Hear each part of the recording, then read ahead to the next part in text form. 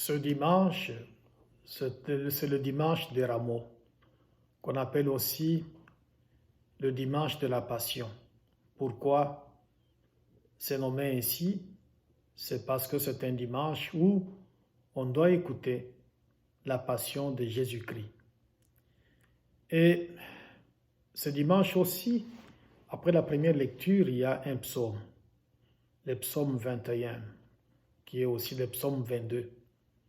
On va commencer par ce psaume-là, on va le chanter. Et après, je dirai un petit mot sur ce dimanche, sur la passion de Jésus-Christ.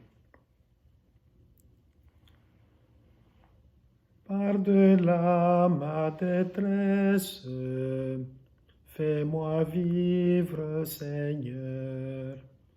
Tous ceux qui me voient me bafouent, ils ricanent et hochent la tête. Ils comptent sur le Seigneur qu'il le délivre, qu'il le sauve puisqu'il est son ami. Par-delà ma détresse, fais-moi vivre, Seigneur. Oui, des chiens me cernent, une bande de vauriens m'entoure.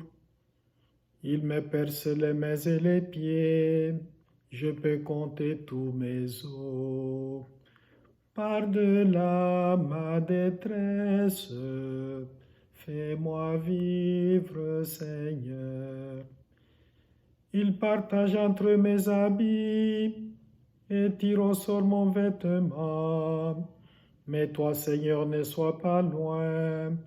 Ô ma force, viens vite à mon aide.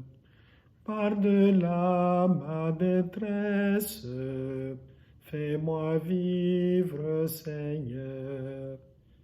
Mais tu m'as répondu, et je proclame ton nom devant mes frères. Je te loue en pleine assemblée.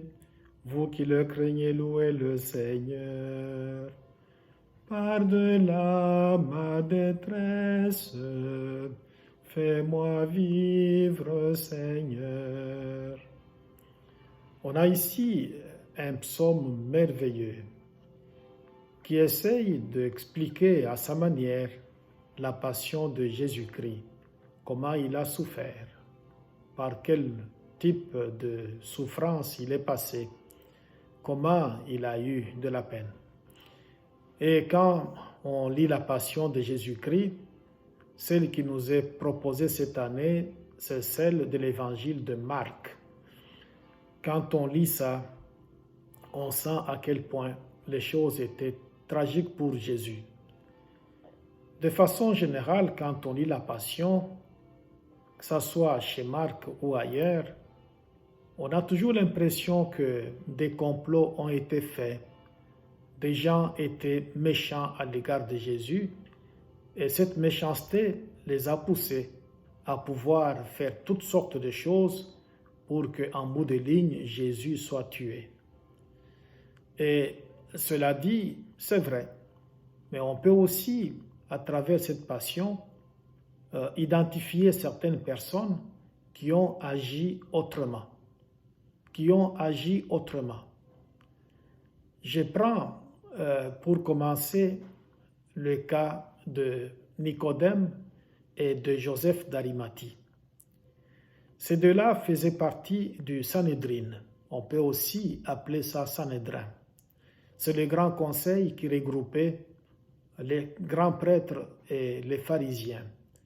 Et c'est dans ces conseils-là qu'on prenait toutes sortes de décisions en ce qui concernait certaines questions. Et c'est dans ce conseil-là, au fond, que la décision a été prise de pouvoir faire condamner Jésus. Mais Nicodème et Joseph d'Arimathie s'étaient carrément opposés à ça. Ils s'étaient opposés à la décision selon laquelle il fallait condamner Jésus. Joseph d'Arimathie de manière catégorique, et aussi Nicodème, lui, avait plutôt présenté les choses autrement en disant, d'après notre loi, disait-il au fond, Avant de condamner quelqu'un, on doit toujours lui donner la possibilité de s'expliquer. On va l'écouter, on va lui poser des questions, il va répondre et en bout de ligne, on verra si il a raison ou si il a tort. Et quand Nicodème avait parlé comme ça, les autres membres du conseil étaient fâchés contre lui et ils lui ont pris. Et ils l'ont considéré comme étant un traître. Alors, Nicodème fait partie des gens qui ont agi autrement.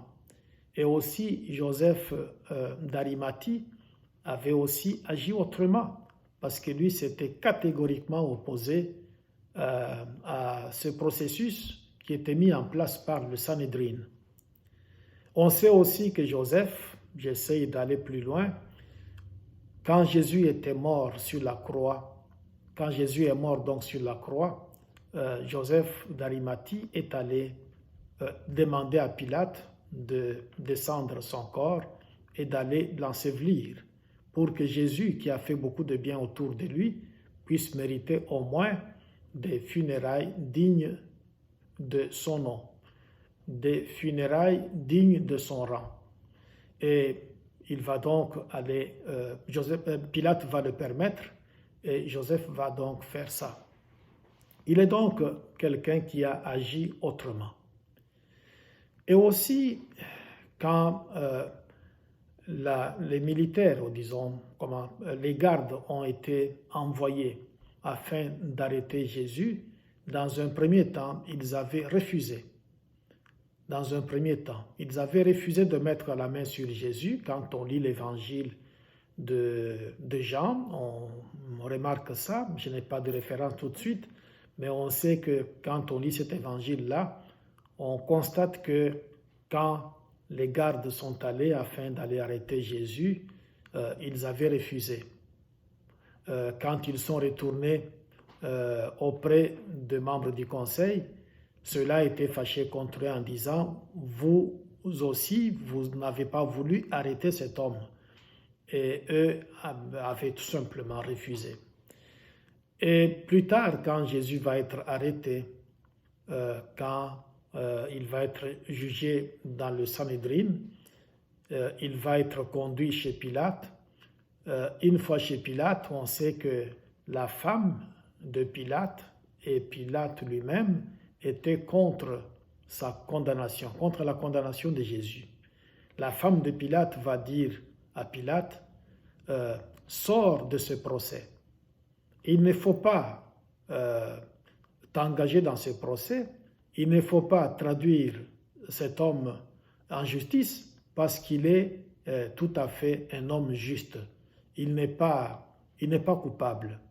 Pilate lui-même avait tout fait pour que les Juifs puissent comprendre que Jésus n'était pas coupable. Et à un moment donné, il va même laver les mains en signe de quelqu'un qui veut dire au fond qu'il n'est pas concerné par ce dossier-là. Jésus n'est pas coupable. Alors, j'ai parlé de Nicodème, j'ai parlé de Joseph d'Arimathie, j'ai aussi évoqué le cas d'Hérode, pas d'Hérode, mais de Pilate et de sa femme. Il y a aussi d'autres personnes qui ont agi autrement. Je vois le centurion romain, et aussi Simon de Cyrène. Simon de Cyrène, c'est quelqu'un qui venait de l'Afrique du Nord. Il était en Israël comme un immigré. Il était là comme un étranger, un immigré. Et il faisait un travail des champs. Il était dans l'agriculture. Alors il allait travailler le matin et quand le soleil commençait à plomber, là il retournait chez lui. Ce jour-là, c'était la même chose. Il est allé travailler au champ. Et quand le soleil a commencé à chauffer un peu plus, il a décidé de retourner à la maison. C'était un homme qui travaillait avec des moyens rudimentaires. En ce moment-là, il n'y avait pas d'agriculture industrialisée comme on en connaît aujourd'hui. moi, avant de venir ici au Canada, j'ai été dans une paroisse, pas dans une, mais dans plusieurs paroisses de campagne, où la plupart des gens qui allaient prier à l'église, sinon tous, ces gens-là vivaient de l'agriculture. Et quand ils venaient à la messe, il fallait que ça soit célébré au plus tard à 5 heures du matin, parce qu'après la messe, ces gens-là sortaient de l'église, ils allaient en courant à l'endroit où ils devaient aller travailler la terre. Et quand vers midi, il commençait à faire chaud, ces gens-là retournaient donc chez eux. Et qu'est-ce qu'ils avaient comme outil? C'était des choses rudimentaires. Une pioche, une petite houe, une machette. C'était vraiment des choses rudimentaires. Parce que l'agriculture là-bas, c'est comme tout simplement un moyen de subsistance. Alors, je suis convaincu que Simon de Cyrène travaillait dans les mêmes conditions. Alors, ce jour-là, il est sur le chemin de retour. Et qu'est-ce qui se passe pour lui? Il est réquisitionné. Par qui? Probablement par ce centurion romain qui lui demande de porter la croix de Jésus. Parce que Jésus était épuisé, il était fatigué, il souffrait beaucoup. Alors cet homme, je suppose que les soldats ne l'ont pas aidé à porter cette croix. Il s'est arrangé pour la prendre des épaules de Jésus et de mettre ça sur ses épaules. On peut en ce moment-là dire que cet homme a de manière littérale répondu de manière positive au message de Jésus qui disait « Si quelqu'un veut être mon disciple, si quelqu'un veut être avec moi, qu'il renonce à lui-même, qu'il prenne sa croix et qu'il me suive. » Et cet homme qui était pratiquement un inconnu, cet homme qui était un petit paysan, cet homme qui était un immigré ou un immigrant, cet homme qui vivait en Palestine comme un étranger, qui travaillait juste la terre comme un petit paysan, a dû donc appliquer à sa manière ce commandement de Jésus qui consistait à inviter ceux qui voudraient être ses disciples à renoncer à eux-mêmes, à prendre leur croix et à se mettre à sa suite. J'essaye donc de voir, j'ai traduit ça de manière littérale, parce que le sens est autre, mais il y a ici quand même, d'une façon littérale, cet homme qui va donc appliquer la loi de Jésus. Il va le faire. Cet homme était fatigué, il avait faim, il était épuisé, il faisait chaud. Je pense qu'au moment où il a pris la croix de Jésus, il s'est approché de lui, il a vu qu'il était fatigué, il doit avoir entendu Jésus respirer et même pousser des cris de douleur, des gémissements, de quelqu'un qui était fatigué, de quelqu'un qui était épuisé. Alors cet homme a pris la croix, il a fait un bout avant que Jésus ne puisse donc probablement soit la reprendre ou probablement soit la reprendre pour que, une fois arrivé à l'endroit où il devait être crucifié, on puisse donc passer à l'acte. Alors cet homme, Simon de Cyrène, il est quelqu'un qui peut nous dire un message. Lui, ce n'était probablement pas dans son intention, mais quand on observe ce qu'il a posé comme geste ou ce qu'il était obligé de poser comme geste, il est le symbole de toutes les personnes qui peuvent être à côté de ceux-là, de celles-là, qui portent lourdement leur croix. Il est là comme quelqu'un qui symbolise toutes ces personnes, connues ou moins connues, qui sont à côté de ceux qui souffrent et qui font de leur mieux par leurs paroles, par leurs gestes, par leur sympathie. Et en faisant ça, ça permet à ceux qui portent lourdement leur croix, leur souffrance, à pouvoir se sentir supportés, se sentir accompagnés, se sentir aidés. Et quand on vit dans une situation pareille, ça allège un peu notre souffrance. Même si elle est lourde à porter, mais ça peut alléger jusqu'à un certain niveau. Alors, Simon de Cyrène, c'est quelqu'un qui a agi autrement. Même si ça ne venait pas de lui, même s'il était obligé parce que réquisitionné, mais il a agi autrement. Il y a aussi le centurion romain. Quelque chose ne pouvait pas se faire autour de Jésus sans que lui ne donne la permission. Et cet homme-là, on sait que d'après l'évangile d'aujourd'hui, l'évangile de Marc, on voit que cet homme-là va prendre du vin aromatisé de myrrhe. Il va faire en sorte que ce breuvage-là soit servi à Jésus.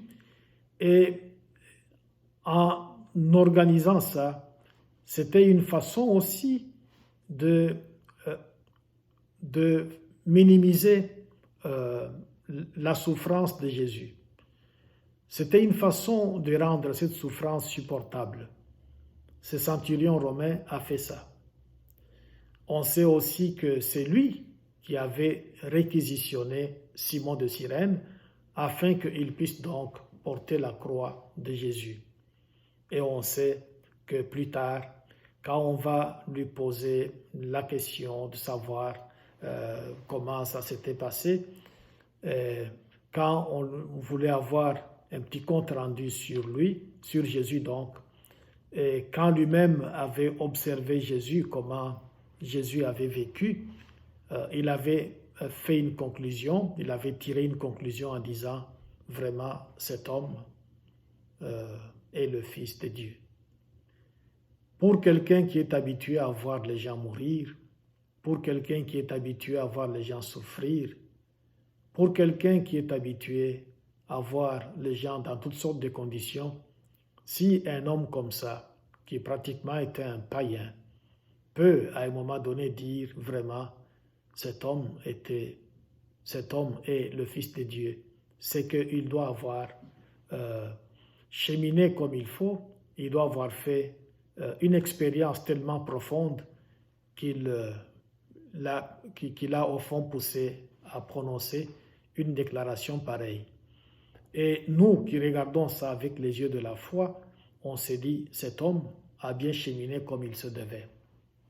On a donc Nicodème et Joseph d'Arimathie, on a Pilate et sa femme, on a Simon de Cyrène et aussi le centurion, et on peut aussi regarder Judas Iscariote et aussi Simon-Pierre. On sait que tous les 12 apôtres avaient trahi Jésus.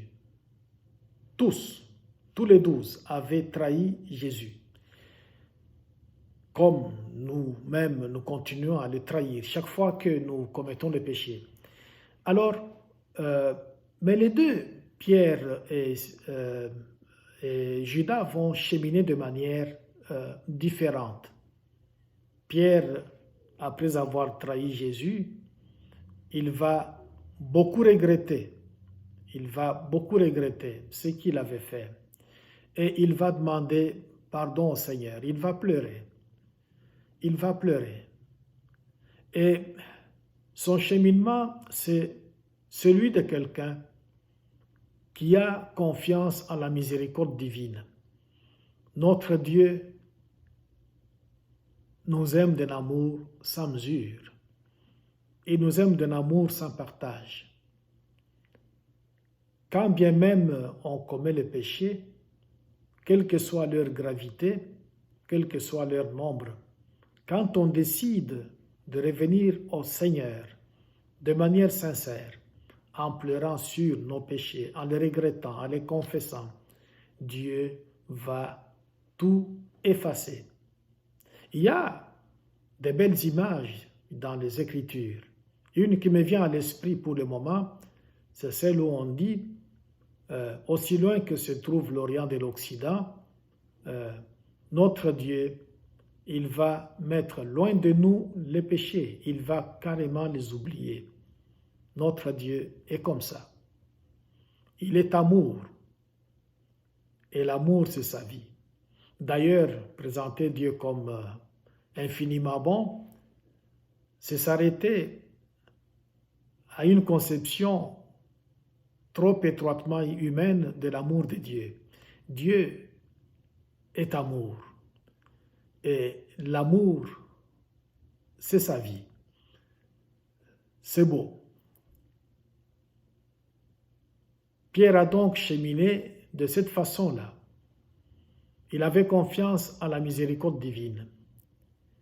Il a pleuré et il a obtenu le pardon de la part de Dieu. Judas n'a pas pu faire la même chose. Une fois qu'il a reconnu qu'il avait mal agi, il va plutôt aller s'enlever la vie.